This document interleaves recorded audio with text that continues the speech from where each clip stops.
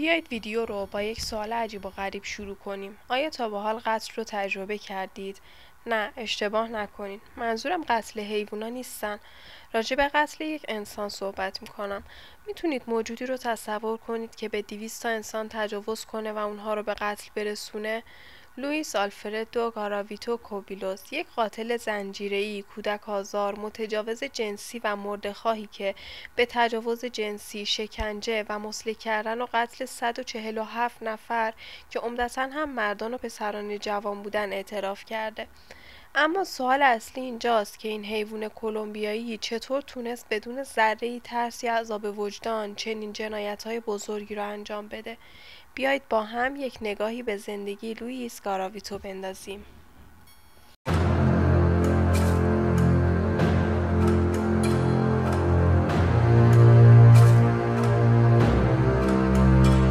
Señor Johnson, yo no. Porque No, usted no, no. سلام، من فاطمه. به اولین ویدیو چنل من خوش اومدید. من توی این کانال میرم سراغ پرونده های جنایی واقعی در سراسر دنیا. اگر به این ژانر علاقه‌مندید حتما کانال روح سیاه رو سابسکرایب کنید. اگر همین ویدیو رو میبینید فراموش نکنید که لایکش کنید. قبل از شروع ویدیو یک نکته ای رو بگم. من بعد از کلی سرچ یک سری عکس از این آدم پیدا کردم. این عکس ها رو توی ویدیو میذارم تا ویدیو یک نواخت و خسته کننده نشه و خب عکس ها مال 30 سال قبله و قاعدتا نباید انتظار داشت که کیفیت عکس های امروزی رو داشته باشن. لوئیس آلفردو گاراویتو کوبیلوس در 25 ژانویه سال 1975 در شهر خنوا در کلمبیا متولد شد و در شرایط سختی در کنار خواهر و برادرانش زندگی میکرد و بزرگ میشد. گاراویتو نام خانوادگی اول یا پدریش هست. نام خانوادگی دوم یا مادری اون کوبیلوس نام داره. ما به اختصار توی این ویدیو لوئیس گاراویتو صداش میزنیم. توی زندگی نامه 90% قاتل‌های سریالی معروف یک مورد مشترک وجود داره: کودکی دشوار. هویت مادر لوئیس هیچ وقت مشخص نشده، ولی طبق اطلاعات دریافت شده مادر لوئیس یک روسپی بوده. پدرش یک شب در مستی یک فاحشه خیابونی رو باردار میکنه و بعد هم مدتی با اون توی یک خونه زندگی میکنه. گفته شده پدرش هم یک انسان دائم الخمر بوده که دائما به فرزندهای خودش آسیب‌های شدید بدنی میرسونده. پدرش همچنین پسر خودش لوئیس رو مجبور به انجام کارهای بسیار وحشتناک و چندشاوری میکرده که حتی فکر کردن درباره این کارهای وقیحانه هم 4 ستون بدن ما رو میلرزونه. برای مثال لوئیس توی سن کم توسط پدر الکلیش مأمور پذیرایی جنسی از مشتریهای مادرش بوده. در بعضی منابع اومده پدر لوئیس خودش هم گاهی از اون سوء استفاده های جنسی میکرده. گفته شده یک روز لوئیس وقتی که خیلی بچه بود همراه پدرش به مغازه یکی از دوستان پدرش میرن. برای پدر اون کاری پیش میاد و اون لوئیس رو با دوستانش تنها میذاره. اون روز 3 نفر از دوستان پدرش بهش تجاوز میکنن. لوئیس گفته بعدها وقتی پدرش متوجه این اتفاقات میشه خودش رو مقصر میدونه و کلی هم سرزنشش میکنه. گاراویتو که بعد از دستگیری به این آزارها اعتراف کرده از اون دوران به سختی یاد میکنه. همونطور که گفتیم گاراویتو در کودکی بارها مورد تجاوز قرار گرفته. بعد از دستگیریش برخی از روانشناسان علت تمایلات اون به قتل و تجاوزهاش در آینده رو وجود این اتفاقات دردناک در کودکی اون میدونن. علاوه بر همه این موضوعات از اونجایی که خانواده لوئیس خیلی فقیر بودن اون توی سن کم مجبور به کار بیرون از خونه هم بود. در نهایت لوئیس به دلیل کودکی بسیار دشوار و شرایط بدش از خونه فرار میکنه و به خیابونهای کلمبیا پناه میبره. بعد از چند روز لوئیس 8 ساله توسط یک انسان پدوفیل به ظاهر خیر پیدا میشه. مرد وضع اسفبار لوئیس رو میبینه و بهش وعده جای خواب و غذای گرم میده. لوئیس هم با اون مرد همراه میشه، اما خیلی طول نمیکشه که از تصمیمش پشیمون میشه، چون به جای رسیدن به جای خواب و غذای گرم به یک اتاق متروک برده میشه و باز هم مورد تجاوز جنسی قرار میگیره. لوئیس بعد از گذشت مدتی توی سن نوجوانی در نهایت موفق به فرار از خونه اون مرد هم میشه و به خاطر نیازش به جای خواب و غذا به یک گروه شوروی کلمبیایی ملحق میشه که علاوه بر مبارزه هاشون سرقت هم انجام میدادن. توی این مرحله از زندگی گفته میشه لوئیس میتونه تا حد زیادی از مشکلات مالی نجات پیدا کنه و حتی با یکی از دوست دخترهاش توی یک خونه کوچیک زندگی بکنه. گاراویتو به محض به دست آوردن مبلغ بسیار ناچیزی برای زنده موندن توی خیابونها وارد مرحله جدیدی از زندگی خودش میشه. لوئیس دوران جوانی بعدی رو هم مثل دوران کودکیش سپری کرد و نمیتونست توی اون موقعیت کار مناسبی برای خودش پیدا کنه تا شرایط زندگیش رو به بهبودی بره. در نتیجه شیوه قدیمی زندگی خودش رو ادامه داد. طبق گزارش‌های پلیس، لوئیس یک بار هم اقدام به خودکشی کرد. اون توی جوونیش اقدام به حلق‌آویز کردن خودش کرد اما موفق نشد و 5 سال رو هم تحت مراقبت‌های روانپزشکش گذرونده بود. حالا یک سوال پیش میاد، لوئیس گاراویتو مگه قاتل نبود؟ پس چرا خبری از قتل و خشونت نیست؟ در جواب این سوالتون باید بگم که قتل‌های گاراویتو دقیقاً از همینجا شروع میشه. به نظر میرسه که گاراویتو قتل‌های خودش یا بهتره بگم قتل عام خودش رو از سال 1992 آغاز کردش. گاراویتو در این مرحله از زندگیش با یک خانومی هم آشنا میشه که در زمان دوستی با اون یک فرزند 6 ساله داشته. مدتی هم با هم زندگی میکنن اما در نهایت به دلایل نامعینی از هم جدا میشن. بعدها نامزد سابق لوئیس گاراویتو گفته اون به خوبی با خودش با فرزندش کنار می اومده و هرگز رفتار خشن و یا نامناسبی از خودش نشون نداده. قتل‌های گاراویتو یکی بعد از دیگری صورت می گرفت و گاراویتو بدون هیچ ردی بعد از ارتکاب یک قتل به دنبال طعمه بعدی خودش می گشت. لوئیس توی یک فروشگاه مشغول به کار شده بود و به شکار کودکان و نوجوانان هم ادامه میداد. اون قربانی‌ها و شگردهای خاص خودش رو برای قتل‌ها و تجاوزهاش داشت. قربانی‌هاش معمولاً کودکان بی‌بضاعت و یتیم 6 تا 16 ساله بودن.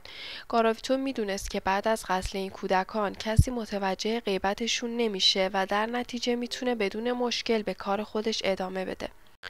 اون با سوء استفاده از معصومیت این بچه‌ها اونها رو با چیزهای کوچیکی مثل خوراکی اغفال می‌کرد و یا توی بچه‌هایی که سن بیشتری داشتن با بهانه‌هایی مثل استخدام برای کارگری و دادن پول به اونها یا مسائل این مدلی به اونها پیشنهاد یک پیاده‌روی 2 نفره رو میداد و اونها رو به مکان خلوتی که عموماً هم جنگل بود می‌کشوند. در اواسط پیاده‌روی موقعی که قربانی‌هاش خسته می‌شدند توسط لوئیس مورد تجاوز قرار می‌گرفتند و به قتل می‌رسیدند. توی بعضی از منابع ذکر شده لوئیس با بیرحمی با چاقو و یک وسیله پیچ‌گوشتی مانند به اندام جنسی این کودکان صدمه می‌زده و زخمیشون می‌کرده. برخی از این مقتولین توسط لوئیس مورد ضرب و شتم بسیار شدیدی قرار می‌گرفتند و گاهی حتی مورد قطع عضو هم قرار می‌گرفتند و در نهایت کشته می‌شدند. اجساد قربانیانی هم که پیدا می‌شدند غالباً برهنه بودند. گاراویتو در اون زمان به دلیل سیستم غذایی ضعیف کشورهای آمریکای جنوبی تونست سالها به قتل این کودک‌های بیگناه ادامه بده. اولین بررسی پلیس در نتیجه گم شدن پرتعداد کودکان در سال 1992 آغاز شد، اما خب متاسفانه به علت درگیری‌های داخلی و جنگ‌های متعدد در حالی به شکل ضعیف دنبال می‌شدند که تا سال 1995 جسد بیشتر از 35 کودک در کلمبیا کشف شد. در سال 1997 پلیس در یک فاجعه بزرگ در 15 کیلومتری یکی از شهرهای کلمبیا یک گور دسته جمعی توی یک دره پیدا کرد که جسد 25 تا پسر بچه یک جا در اون دفن شده بود. پلیس ها ابتدا فکر کردند که این اجساد متعلق به برگزاری یک آیین مذهبی از یک فرقه خاص بوده، اما بعد متوجه شد که این قتل ها هم توسط قاتل ناشناس کلمبیا انجام شده. این حادثه باعث شد که پلیس تلاش خودش رو چند برابر کنه. در ادامه این کشفیات در سال 1998 در نزدیکی شهر جنوا در کلمبیا هم اجساد دو پسر بچه 8 و 12 ساله در حالی پیدا شدند که کاملا برهنه بودند و نشانه‌هایی هم از تجاوز داشتند. در فاصله 50 متری و در همون روز جسد یک پسر بچه دیگه هم پیدا شد که اون هم به همین شکل به قتل رسیده بود. پس از پیدا شدن جسدها، پلیس متوجه شد که این قتل‌ها یک الگوی مشابه به هم دارن که واقعا اینجا باید به پلیس یک خسته نباشید گفت.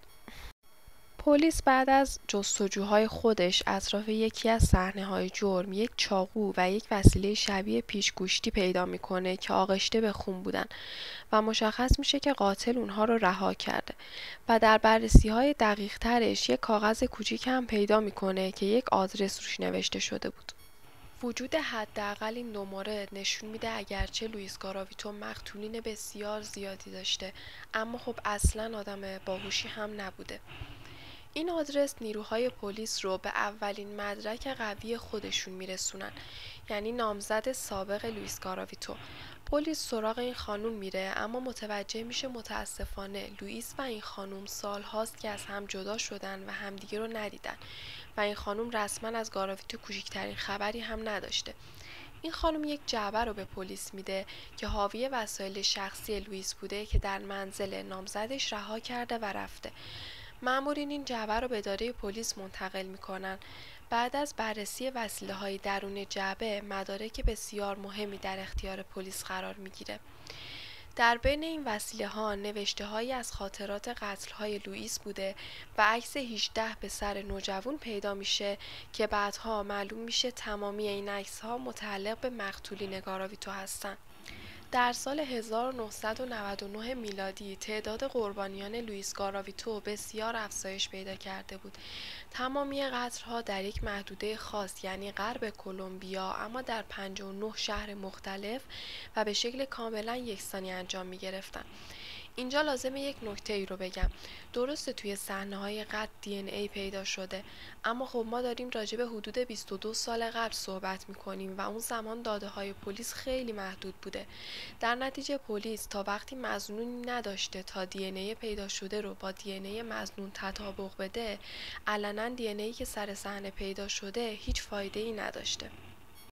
در حالی که نیروهای ویژه پلیس جنوا به طور کاملا جدی و سخت دنبال لوئیس گاراویتو میگشتند، در 22 آوریل سال 1999 گاراویتو کیلومترها دورتر، زمانی که در حال شکار طعمه جدید برای خودش بود، به دام پلیس افتاد و به جرم اقدام به تجاوز به یک پسر 14 ساله توسط پلیس به طور کاملا تصادفی بازداشت شد. قضیه از این قرار بوده که یک رهگذر عادی توی خیابون متوجه درگیری یک مرد بالغ با یک پسر نوجوان میشه و این موضوع رو به پلیس گزارش میده و در نهایت این گزارش منجر به بازداشت لوئیس گاراویتو میشه. دقت بکنید، لوئیس به جرم اقدام به تجاوز دستگیر میشه و پلیس نمیدونستش که مهمترین شخص تحت تعقیب در کلمبیا رو دستگیر کرده. بعد از بازداشت اتفاقی گاراویتو و مشخص شدن هویت واقعیش، این شخص متهم به 150 تا قتل و صدها تجاوز میشه. در ابتدا اتهامات خودش رو انکار میکنه و به بیگناهی خودش هم اصرار داره و مسئولیت قتل‌هایی که انجام داده رو هم به عهده نمیگیره. در ادامه انکارات لوئیس گاراویتو، پلیس کلمبیا از یکی از مشهورترین بازجوهای خودش به نام آندریس دورانس برای گرفتن اعتراف از گاراویتو استفاده میکنه.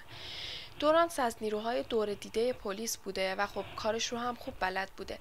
اون بعد از بازجویی‌های سنگین و شرح مفصل از قتل‌ها و بیرحمی‌های گاراویتو نسبت به قربانی‌هاش، باعث میشه که گاراویتو تحت فشار روانی زیادی قرار بگیره.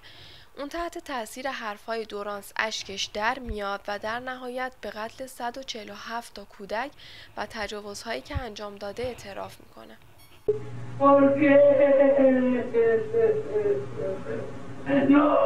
Garavito cried out for Duran to stop. The killer just couldn't take any more.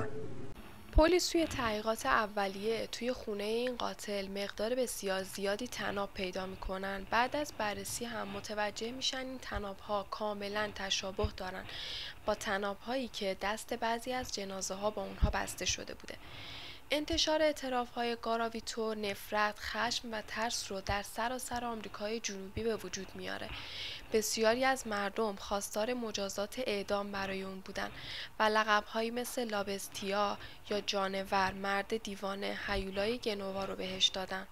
در رسانه‌های آمریکایی هم از لوئیس به عنوان وحشتناک‌ترین قاتل سریالی دنیا یاد می‌شد. برای نیروهای فدرال و قضایی کلمبیا البته فقط اعترافات این آدم کافی نبود. اونها یک عینک که توی یکی از صحنه‌های قتل پیدا شده بود و همینطور نشانه‌هایی از دی ان ای پیدا شده از قاتل و همینطور دی ان ای گاراویتو رو به آمریکا فرستادن تا مورد بررسی قرار بگیره تا بتونن با قطعیت اعلام کنن گاراویتو قاتل تمام اون کودکان بوده یا نه. بعد از گذشت یک مدت زمان بالاخره نتیجه دی ان ای میاد و پلیس با قاطعیت اعلام میکنه که این دوتا دی ان ای کاملا با هم تطابق داشتن. در بعضی منابع ذکر شده لوئیس خودش برای پیدا کردن باقی مونده اجساد قربانی‌هاش با پلیس همکاری کرده. توی یک سری منابع دیگه اومده استخوان قربانی‌های دیگر لوئیس از طریق نقشه‌هایی پیدا شده که اون توی زندان ترسیم کرده بود. به هر حال ماموران پلیس 114 تا اسکلت دیگه از قربانیان لوئیس پیدا کردن. در طول دادگاه‌هایی که برای لوئیس گاراویتو تشکیل شده، گاراویتو متهم به 172 قتل شد که از این تعداد قتل فقط قتل 138 نفر تایید شد. خود گاراویتو هم که بعد از دستگیری به قتل 147 تا کودک و پسر و نوجوان اعتراف کرده. ولی پلیس کلمبیا توی سال 1999 میلادی اعلام کرد بر اساس تحقیقات و شواهد دقیقی که داره میتونه بگه قربانیان این قاتل حتی به 300 نفر هم میرسن. مردم کلمبیا لوئیس گاراویتو رو مستحق اعدام میدونستن، اما در اون زمان قانون کلمبیا اعدام وجود نداشت درش. از طرف قوانین کلمبیا حداکثر مجازات رو هم برای جنایتکاران 30 سال تعیین کرده بودن و این موضوع کمی دردسرساز شد. در نهایت دادگاه در 22 نوامبر 1999 گاراویتو رو به 1853 سال و 9 روز حبس محکوم کرد. گاراویتو در حال گذراندن دوران حبس خودش در یکی از زندان‌های کلمبیا بود. مکان زندان گاراویتو هم هیچ وقت به صورت رسمی اعلام نشد. گفته شده به علت تنفر زندانیان از اون هم گاراویتو رو جدا از بقیه زندانی‌ها و به صورت انفرادی نگهداری می‌کنن. رفتار گاراویتو در زندان به قدری خوب بوده که در سال 2015 در یک نامه از دادگاه درخواست عفو زودتر از موعد کرده. هزاران نفر از مردم کلمبیا بعد از شنیدن این موضوع به خیابون‌ها اومدن و حتی به یکی از زندان‌های کلمبیا که فکر می‌کردن گاراویتو در اون نگهداری میشه هم حمله کردن. مشکل بزرگ اما اینجاست که بر اساس قوانین کیفری کلمبیا هیچ مجرمی نمیتونه بیشتر از 30 سال توی زندان بمونه. در نتیجه امکان آزادی مشروط لوئیس گاراویتو هم در سال 2023 خیلی زیاد بود. با توجه به مشکلات موجود و نزدیک شدن به پایان حبس گاراویتو، رئیس جمهور وقت ایوان دوک گفت لوئیس نباید آزاد بشه و باید تا آخرین روز عمرش توی زندان بمونه. در نتیجه رئیس دادستانی کلمبیا هم در سال 2016 اعلام کرد احتمالاً برای اولین بار در تاریخ کلمبیا گاراویتو به 60 سال زندان محکوم بشه. یعنی بعد از پایان محکومیت خودش حتی اگر زنده باشه 101 سال سن داره. اما در نهایت با وجود تمام تصمیماتی که برای سرنوشت لوئیس گرفته شد، سرنوشت لوئیس آلفردو گاراویتو یک جور دیگه ای رقم خورد. اون در یک روز پنجشنبه در سال 2023، یعنی همون سالی که احتمالاً قرار بود آزادی مشروط بگیره و آزاد بشه، در سن 66 سالگی به علت بیماری سرطان در والداپور در شمال کلمبیا به کام مرگ رفت و زندگی این قاتل سریالی معروف کلمبیایی برای همیشه به پایان رسید.